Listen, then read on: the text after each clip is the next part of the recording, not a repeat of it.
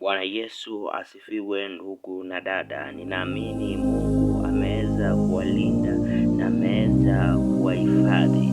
Karibu katika somo la leo ukiwa nami mwalimu wa Biblia.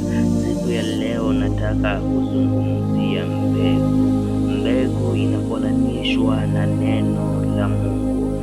Mbegu ni neno la Mungu. Wakati ambapo nakuwa ninakuwa ninapanda mbegu ndani yako.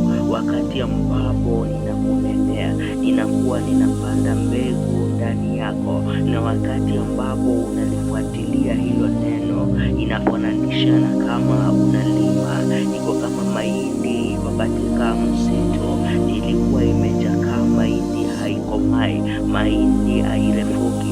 Wakati ambapo unaipalilia, unatoa hayo magugu, unapata hiyo mahindi inapata kunawiri. Na wakati ninapokuhubiria, unaanza kulifuatilia hilo neno, unakuwa ile giza na yale mambo mapotovu, yale mambo mabaya ambayo yalikuwa yamekaa ndani yako yanaanza kuondoka moja baada ya mwingine. Sio mimi